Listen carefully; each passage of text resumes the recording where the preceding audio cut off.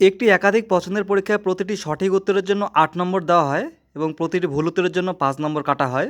যদি ২৬টি প্রশ্নের উত্তর করার পর রঘুর নম্বর ০ হয়, তবে কতগুলি প্রশ্নের উত্তর সে সঠিক দিয়েছিল? এ ১৩, বি ১০, সি ১৫, ডি ১৮।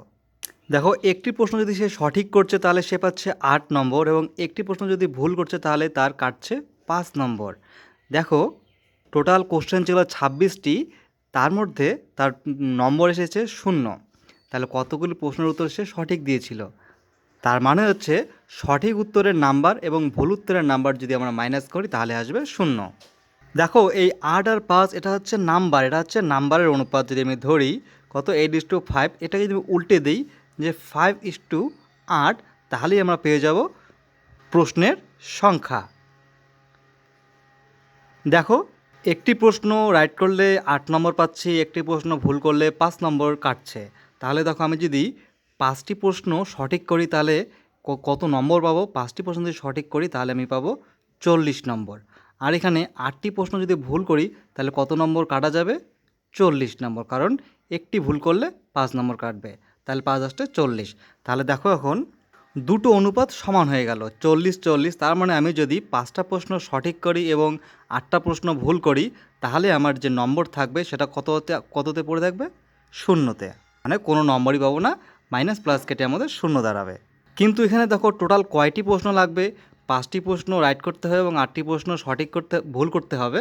তাহলে এখানে লাগবে টোটাল 13টি প্রশ্ন। কিন্তু আমাদের বলেছে কয়টি প্রশ্ন? টোটাল 26টি প্রশ্ন। তাহলে এখানে 13 না হয় যদি 26 হয়, তাহলে কি 13 ডাবল 26 হচ্ছে? 13 ডাবল 26 হচ্ছে 2 গুণ। তাহলে এই যে অনুপাতটি, এটাকেও যদি আমি 2 দিয়ে গুণ করি তাহলেই পেয়ে যাব যে সঠিক প্রশ্নের সংখ্যা কয়টি এবং ভুল প্রশ্নের সংখ্যা কয়টি। দেখো, এই অনুপাতটাকে 2 দিয়ে গুণ করলে 5 দুগুণা 10 আসছে, 10:8 দুগুণা 16। দেখো, এবার প্রশ্ন যদি 10টি হয় সঠিক প্রশ্ন, তাহলে 10টি সঠিক প্রশ্নের মান কত হবে? একটির মান 8, তাহলে 10টির মান 80। আর এখানে একটির জন্য কাটা যাবে 5, তাহলে 16টির জন্য 80। দেখো, 0 হচ্ছে। তাহলে আমাদের উত্তর হয়ে যাবে 10। 26টির মধ্যে সে 10টি প্রশ্ন সঠিক উত্তর দিয়েছিল। একটি পেট্রোল পাম্পে 80টি গাড়িকে 35 লিটার করে পেট্রোল সরবরাহ করার জন্য প্রয়োজনীয় পেট্রোল আছে। সুতরাং পেট্রোল পাম্পটি যতগুলি গাড়িকে 50 লিটার করে পেট্রোল দিতে পারবে তার সংখ্যা কত? এ 50, বি 56, সি 60, ডি 66। দেখো, 80টি গাড়িকে 35 লিটার করে তেল দিতে পারবে ও, তাহলে টোটাল তেলের পরিমাণ কত এখানে? 80 গুণ 35। এবার দেখো, ও বলেছে কত করে দিতে। একটি গাড়িকে ও 35 লিটার করে না দিয়ে কত লিটার করে দেবে? 50 লিটার করে। তাহলে কতগুলি গাড়িকে দিতে পারবে? এইখানে ডিরেক্ট আমি 50 দিয়ে যদি ভাগ করি তাহলেই উত্তর পেয়ে যাব। দেখো, 0 কাটা, 5 দিয়ে 35 কাটলে 5 7 35, 27 কত?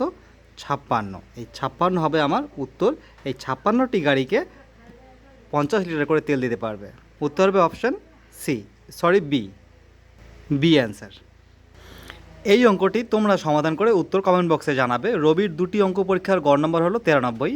পরের পরীক্ষায় সর্বনিম্ন কত নম্বর পেলে তার গড় নম্বর 95 হবে? এ 96, বি 99, সি 98, ডি 95।